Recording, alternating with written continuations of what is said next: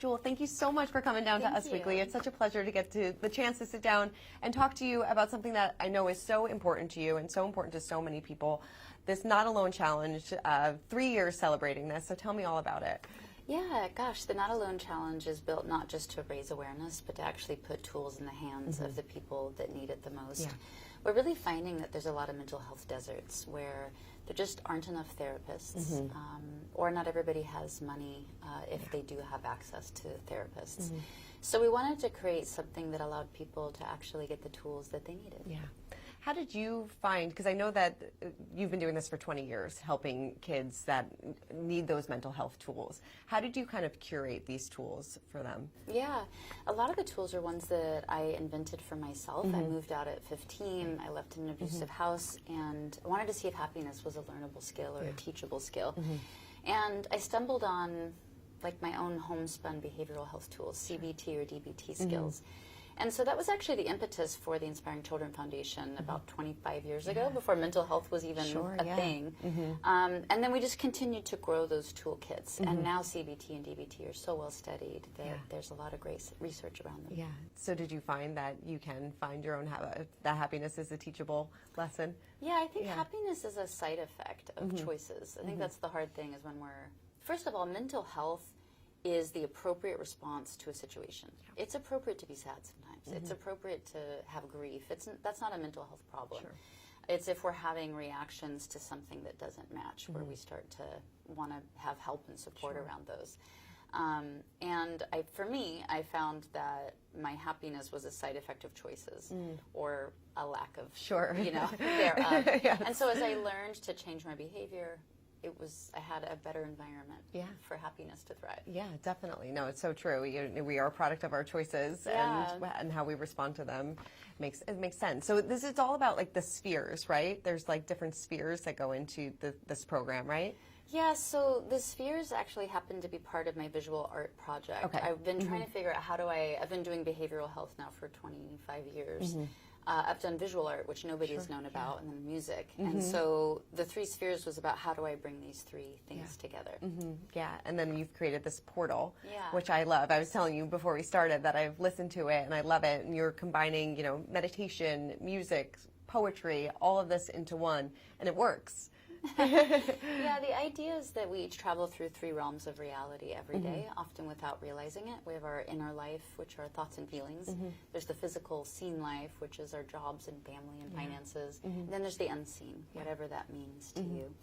And mental health is a side effect of being able to navigate these. Like if I can articulate to you what I'm feeling, and if my partner responds and changes behaviors based on what I'm saying, if I have a sense of purpose, and that's also my job, all of our happiness scores go up. And so the portal was designed to help people look at these 3 spheres and see what they mean to them. Yeah.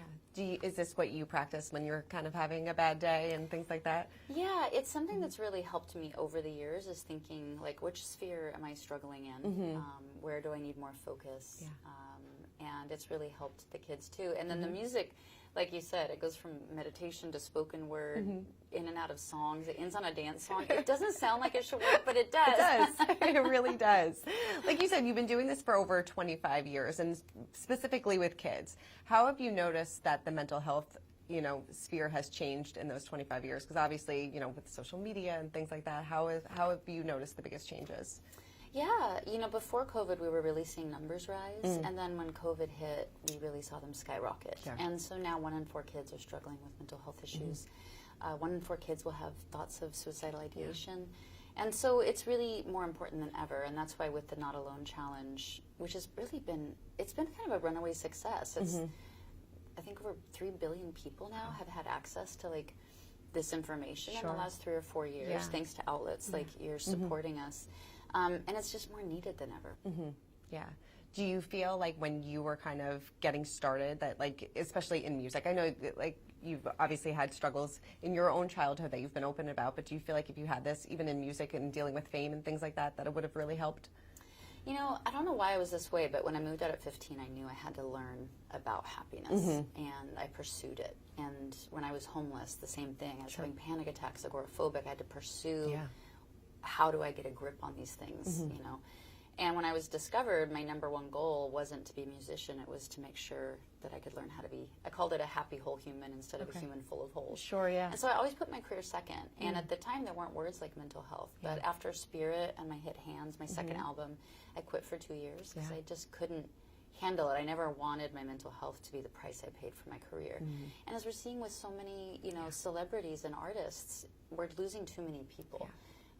This job is a difficult job, but so many jobs are. We have a lot of pressure that we're dealing with. No, definitely. I know the name that comes to mind. Obviously, the tragic news about Liam Payne from One Direction. I mean, like you said, it's so hard to kind of probably sustain, dealing with so many different emotions, with the fame, with the celebrity, with the music, and trying to keep on that high level. I would imagine it's extremely difficult. Yeah, it exacts a really high price, and the industry isn't there making sure you're doing okay. The industry makes money when you make money. That's how it works. And so everybody's dependent on you to work to get their permission, and it just isn't set up in a great way to encourage artists to pace themselves to see how they're doing. I mentor probably 15 or 20 musicians, and a lot of it's about how do you pace yourself? How do you not believe the lie that if you drop out of the spotlight, you're going to be irrelevant. That haunts people, and it shouldn't. We have to pace ourselves. Yeah, no, it's so true. I know that you were on stage with Olivia Rodrigo not too long ago. Is she one of those people that you mentor? Not really. Okay. She's so great. Sure, so fabulous. Okay. But yeah, lots of young artists like Rachel Platten, and a lot of young moms too, like musicians that are females and learning to be parents in this industry has been really fun to help. We actually spoke to Rachel Platten not too long ago, and she said that I think one of her pre-show rituals is a prayer that you taught her that she says every time before she goes on stage. So I'm sure your words definitely mean a lot to a lot of people. But sweet. What is that piece of advice that you give those young artists right now that are kind of coming up and navigating this music world? I think that you have to know who and what you are, irrelevant of external things. If you don't have a hit, are you still a good person? Do you still like yourself? What price are you willing to pay, and what price aren't you willing to pay? It shouldn't be at any cost. It shouldn't be at any price. And then just learning how to say no. We fight so hard to get going. All of our jobs, all of our careers, like how do you actually start to say, I can't do this right now, and I'm okay saying no. And then for women, there were no moms when I was young.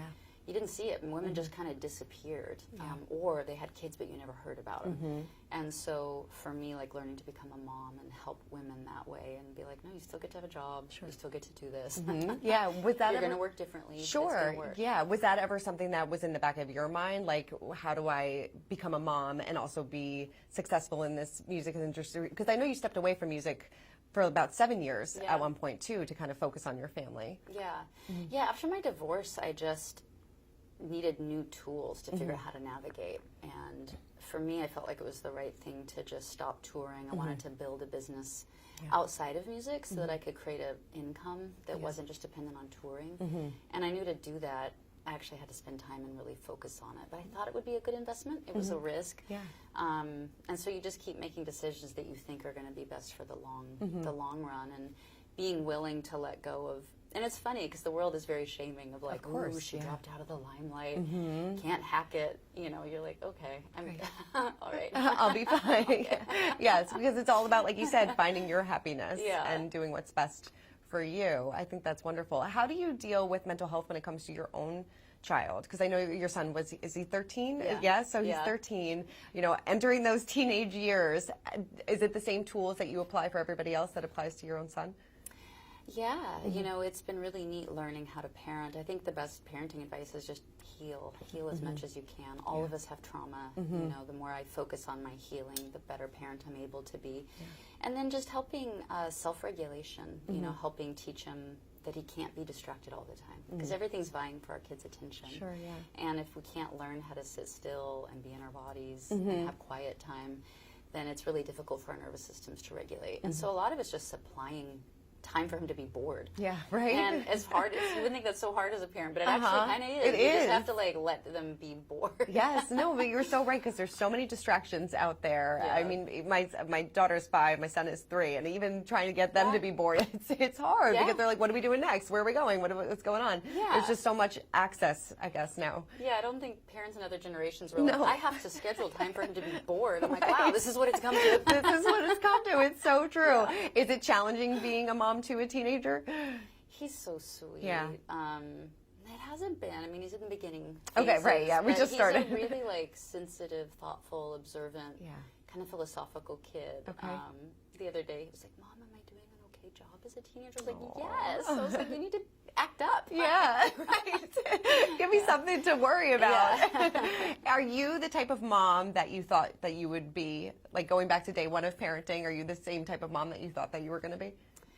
Parenting really taught me to get a grip on my perfectionism. You know, I find that like being a very type A perfectionist, you know, that's how I navigated the world, was like trying to be more and more perfect. That's a brutal way to go because it puts you at odds with the world because nothing's perfect. Yeah. So it meant I was always setting myself up for failure and being frustrated for myself, by myself. And as a parent, I realized it was actually going to be really detrimental because I didn't know how to be a parent and I wasn't raised well. Right. And so I really had to learn a level of compassion and kindness for myself. And if I told my son it's okay to learn and make mistakes, I actually had to be okay learning and making mistakes. And so it's such a vulnerable thing, being a parent. Yeah, it is. But I think that's been an important part of it. Yeah. Were you nervous becoming a parent? Because I know that you had you had a hard childhood. Were you nervous about making the same mistakes, things like that? Did that ever cross your mind? Let's see. Becoming a parent was like a really intentional journey for me, and it was really difficult in the beginning because I think I had a belief that it was just everything was going to feel like natural instinct. Sure, right. Like, oh, it isn't like that. Like I had to learn how to breastfeed. I had to learn how to be a mom, and once I kind of was able to engage with like, oh no, this is learning, and I know how to learn. Yeah. And so I'll just do what I always do, and I do research, and I learn, and I'll develop with time. And as you know, your child changes every 3 months, and so you have to be a different parent every 3 months. So true. So you get kind of comfortable with that. But it was funny, I was just telling my best friend and my son the other day, I'm like, I'm actually really proud of myself as a mom. Like, I was not raised well. Right. And I'm nothing like my parents. And I'm sure they were nothing like their parents. Like, our job is to get better each time. That's so true. Yeah, don't repeat the same mistakes. That's our job. And not to be on the pendulum, because I feel like, you know, let's say our parents didn't listen to our feelings at all, so we want to bring this pendulum way over here. Yeah.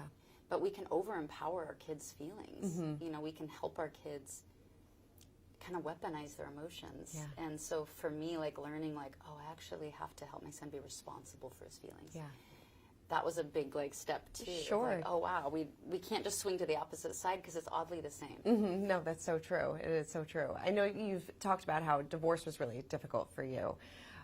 Knowing what you know now and the tools that you have now, what would you tell yourself when that first started happening? I'm glad I got a divorce. Yeah. I needed to get a divorce. It's definitely not what I wanted. I hoped to have a family. Of course. And I think the grief of mourning the loss of that dream was really hard. Yeah. But I love being a parent. Yeah. I'm really liking being a single parent.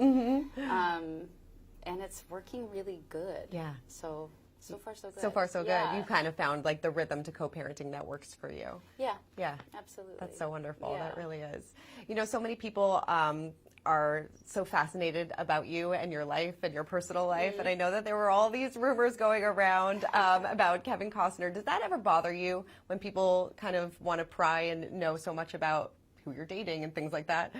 You know, my whole career has actually been very little of that. Sure, you know, yeah. I've always stayed out of the paparazzi. The paparazzi are always super nice to me. Okay. You know, I'm very respectful. So I haven't had to deal with it as much as other people have. And I've always lived in places that were really out of the way, too. So I think I've had it pretty easy You've compared had to a it lot of pretty people. easy. Yeah, Definitely. But just friends. Yeah. Just friends. That's good. Or is that something that you want in your life? Is that something that you feel like you need anymore? Or are you just so happy with who you are and found your own happiness? I'm open to it. It hasn't been a huge priority. For me, it was really about healing and how do I heal in a deeper way so I don't repeat the same thing over and over. Yeah. Because I think a lot of the times you see, like, it's pretty common to get married to somebody who's just like your parents, and then get divorced and marry somebody who's basically just like your ex. Yeah. And so how do we change on a deep enough level that we can really rewrite those patterns? And then I think as a lot of moms feel, like, my job is to be a parent, you know? And between my job and that's really felt like where I've wanted to put my focus. Yeah. And it's nice to date yourself. It's nice to be alone. It's nice to learn how to fall in love with yourself. And put that energy into myself that I used to put into being in relationships. It's been really good for me. Yeah. Well, I think I read that you feel like you are the most inspired that you've been since like your early 20s. What do you credit that to? Yeah, man. There was times in my life where it was just so hard and so painful. I didn't know if like the best was behind me. And my magic was sort of gone, you know, where you're just so depleted and so tired. You look inside, you're like, I don't know. Yeah. Like, so to be able to have worked really hard on it and have fought for that, you know, when I was debuting The Portal at Crystal Bridges, my museum installation, it was neat to stand there and say, I'm 50 years old and I'm more inspired than I've ever been. I'm more excited and turned on by life than I've ever been. And that wasn't handed to me. I fought for that. And yeah, it's a great feeling. That is a great feeling. Do you feel like at 50, like, perspective changed for you at all? Like, or do you... like, did perspective on career, motherhood, things like that, did that shift at all for you?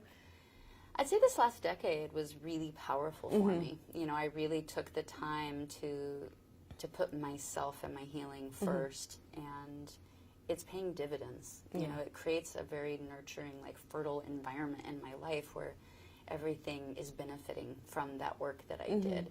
I think if we're willing to go down and in, our outer life gets better. Yeah, no, it's so true. And the willingness to go down in it instead of chasing things outside myself has been really good. Yeah, and I know art has become a very big passion of yours as well. I know you're debuting some new art in Miami soon too, right? Yeah. At the Faena Arts, at the, I'm so excited. Yeah. December 2nd, I'm creating an 8-foot tall sculpture that will be clear resin, and it's laced with fiber optics that go into a computer in its base. And it live streams data from the ocean. So and cool. so it's basically a giant instrument the ocean can play with sound and light. How cool so it is will that? sing and it will change its lights based on the data. Wow. I really wanted to create a piece that put us in relationship to nature and that incorporates sound and visual art. So it's been really fun. That's so cool. That really is. Do you find your passion now is combining, I mean, you always combined art and music, but with the installations and things like that, is that where your main focus is now? Or are you planning on, I know you have the EP coming out, but do you plan on doing more a traditional album in the future?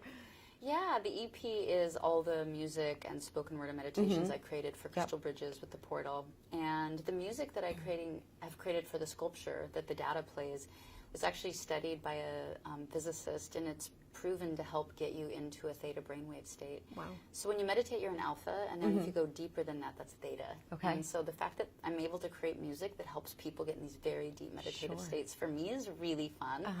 I am also working on a more traditional album that'll probably, I don't know, next year maybe. Yeah, I love that so much. What song do people come up to you still and say, like, this is the song that's helped me through these really difficult times and things like that? It really varies. It's been kind of a fun thing about my career. Some people feel like intuition. It's like, oh my God, it gave me permission to follow my heart. Yeah. I have an album called Lullaby, and it's songs that I wrote for myself for my anxiety since I was 16. Yeah. And it's kind of this little sleeper album that was, has done really well, I think, just because it's helping people calm down. Right. You know, the reason I wrote it for myself is also helping other people with their anxiety. Is that the album that you're most proud of? Gosh, I don't know. I think you put everything you have into all of them.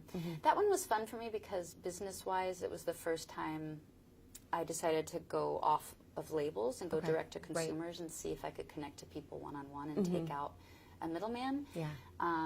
And to be able to do it was it was a record people told me not to make. They're like, why are you going to make lullabies? That sounds dumb. Yeah. And then it was just wildly successful, so that's nice. Yeah, no, definitely. So many wildly successful moments in your career. So thank you so much for. Oh, and then please tell me all about these, because I think these are so great to spark a Yeah. conversation. Yeah, so for the Not Alone Challenge, you can go to notalonechallenge.org and you can get free mental health tools where Dr. George Rapier and the Foundation Reserve is matching donations up to $1.2 million to help put tools in people's hands. And this is one of the tools. So this deck of cards has really great, some are fun, some are really deep, and it helps you start conversations that are meaningful. And it helps you check in with your friends in a way that's really unintrusive but powerful. I love it. Jewel, thank you so Thank much for you. taking the time. I really appreciate it. Thanks.